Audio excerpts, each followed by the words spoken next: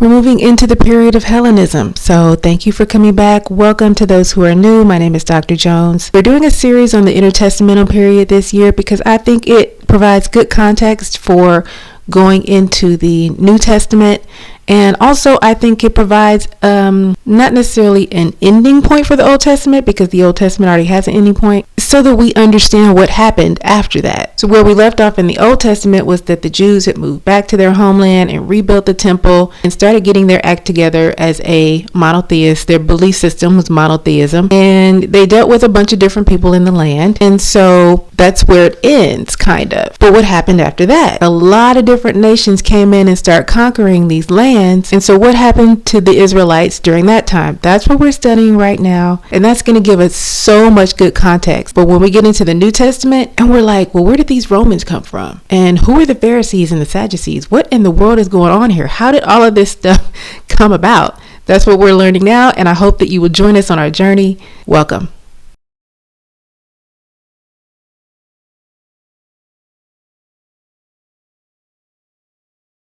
Today we're going to look at the Grecian Empire after Alexander, and more specifically, we're going to start with Judea under Ptolemy I. Alexander the Great died on June 11th, 323 BC. He was only 32. 10 days before, he had fallen ill after a night of heavy drinking.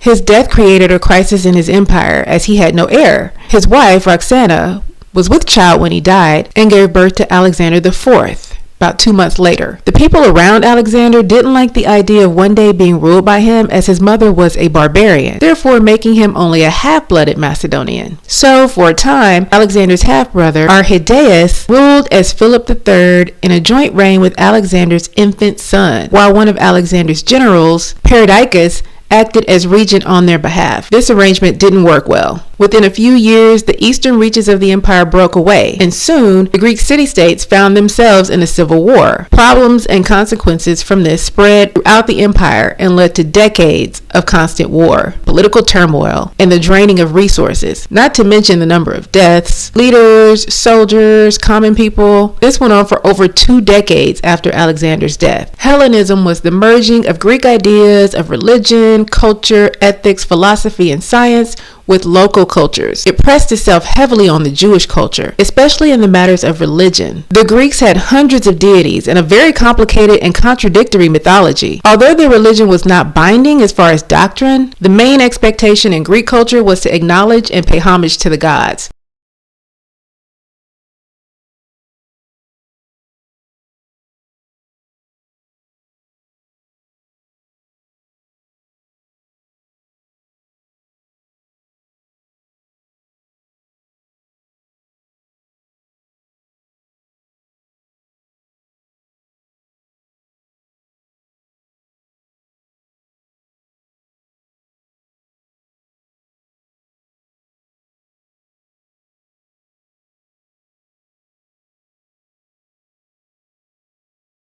There were ritualistic practices such as animal sacrifice, but it also allowed freedom of religious expression. This was quite different from Judaism, which was monotheistic and strict. The Greeks were into sports and competitions, many of which were dedicated to honor the gods. Athletes competed in the nude as a celebration of the human body. Gyms were created, with those who did physical training doing so in the nude. Gyms were also places for education and socialization, where men in the prime of their lives studied and socialized together. There was a sense of religious devotion, civic, and military life all mixed together. These practices were antithetical to the Jewish religion. The Greeks considered circumcision barbarism. They also viewed the dietary restrictions of the Jews as nonsense. Greek culture and religion tended towards freedom and had wide latitude, while Judaism tended toward restrictions and regulations. This led to a significant culture clash. Let's talk about Ptolemy I and Seleucus I. For the first 20 years following Alexander's death, the Greek Empire was characterized by war and rebellion. Two of the main figures who arose were Ptolemy and Seleucus. Ptolemy was born in Macedonia around 367 BC. He was a contemporary of Alexander, who was educated created alongside him. The two became close friends. Now, Ptolemy distinguished himself in battle, especially in India, where he became one of Alexander's generals. Seleucus was also born in Macedonia. The son of a prominent noble, he was commander of a phalanx unit. He was never a part of Alexander's inner circle. He and his wife, Apama, had 3 children. It's said that he had a real affection for his wife, something that was uncommon at the time. After Alexander's death, Ptolemy became the satrap of Egypt. The Middle East, up the Mediterranean coast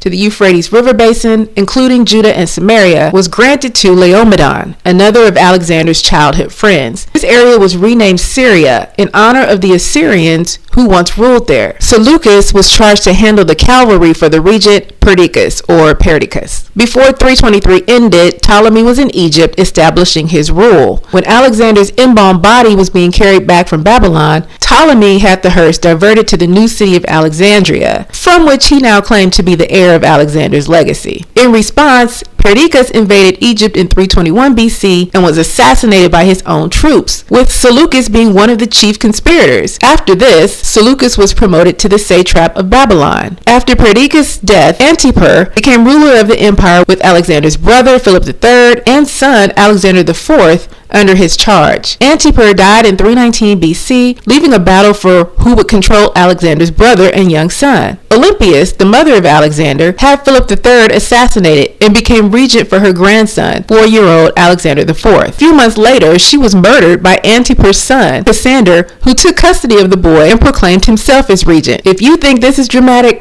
quickly after Cassander took over, the satrap of Phrygia, who was Antigonus, took it upon himself to annex Syria, Babylon, and Media, bringing Judah and Samaria under his control. Seleucus had to abandon Babylon and flee to Egypt, where he sought refuge from Ptolemy. Ptolemy believed Antigonus had become a threat in Egypt, so he invaded the Middle East, including Judah and Samaria, taking them over, but the Jews refused to fight for him. And in 315 BC, Antigonus retaliated, he gained control over Judah and Samaria again. Later, in 312, Ptolemy responded and defeated the son of Antigonus, who was Demetrius, in Gaza. Ptolemy took control of Syria and forced Antigonus to give Babylon to Seleucus, but Ptolemy didn't give Seleucus Syria. This created a rift between them. Within a year, in 311 BC, Demetrius took over Syria and returned the area to Antigonus's control. That's a lot of drama. The following year, Alexander's son, Alexander IV, was poisoned along with his mother by Cassander. Alexander's royal line had come to an end. Upon his death, the remaining generals fought things out with no intention of keeping Alexander's kingdom together. Each of the 4 generals took their areas and ruled them independently. Lysimachus was over Thrace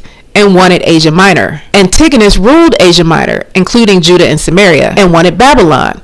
Seleucus ruled Babylon and the area all the way to India. He continued to claim Syria as his. Ptolemy reigned in Egypt, Cyrene, and Cyprus, and also claimed Syria as his own. In 306 BC, Antigonus declared himself as king. Ptolemy was formally recognized as the pharaoh of Egypt in 305. Antigonus was killed in the Battle of Ipsus in 301, after which most of his kingdom was split between Lysimachus and Seleucus. Seleucus gained control over Judah and Samaria. Once the Battle of Ipsus had concluded, things settled into peace, with the 4 separate kingdoms settling into order. Look at Judah under Ptolemy. Between 351 and 301 BC, Judah and Samaria were under 9 different reigns of power. There were constant incursions. The Jews suffered greatly, having to feed the armies, be forced into fighting, and suffer the damage and turmoil inflicted by them. The death toll was insane. As the Battle of Ipsus was going on in 301 BC, Ptolemy was absent because he was invading Judah and Samaria. There were extreme tactics used, where the Jews in rural areas were forced into fighting against Jerusalem. He plundered Jewish crops and burned what wasn't consumed. Jerusalem soon fell to Ptolemy, and the city changed hands for the 10th time in 50 years. He annexed the entire region into his own kingdom. Many Jews suffered the loss of life, and the temple took extreme damage. Many of the Jews who remained alive were conscripted into army service, and a large number were deported to Alexandria as slaves. Some have estimated over 100,000 Jews were taken, while Josephus says the number was more like tens of thousands. Soon, Alexandria, Egypt, became the largest population center for Jews in the world. The fall of Jerusalem in 301 led to great grief and sadness for the Jews, who felt they were abandoned by God. the Greek influence continues to grow. Jaddua, the high priest of Jerusalem, died around 325 BC. At his death, he was thought to be around 80 years old. Following him was Hezekiah. His time was marked by a great influx of Greek culture upon the Jews. Even Hebrew names were changed to Greek names. There was a great pressure to conform the Jewish religion to Greek practices. When Ptolemy took over Jerusalem in 301, Hezekiah was deported to Alexandria, where he became a prominent leader of the Jews there. In the subsequent years, Hellenism continued its march. Greek supplanted Aramaic as the primary language. Greek culture dominated, as well as Greek ideas in education. Greek institutions such as the gym, stadiums, and theaters became popular. Greek names were adopted. Greek cities sprang up along the Mediterranean. Further inland, existing cities were renamed with Greek names. This also impacted religion, with many adaptations. In Egypt, two deities were blended in with two Greek deities, Zeus and Hades. Some Jews began to identify Yahweh as Zeus. Some welcomed these changes, others resisted. The Greek influence was a serious threat to Jewish identity. In 283 BC, Ptolemy I died in Alexandria at the age of 84. He gave the empire to his younger son, Ptolemy II. Cassander died in 297. After some wrangling over his territory, it wound up in the hands of Lysimachus. Of the 4 generals under Alexander, only he and 75-year-old Seleucus were still alive. Seleucus and Lysimachus both laid claim to Syria, and in 281, the two battled at the Field of Cyrus near Sardis. Lysimachus was killed. Then Seleucus traveled to Europe to take over Macedon and Thrace, but was assassinated by Ptolemy I's oldest son, Ptolemy Thunderbolt. He ruled for only 2 years before he was beheaded by the Gauls, who ruled Greece for a while. Finally, Antigonus II regained control and created a dynasty that lasted until 148 BC. Whew, that's a lot.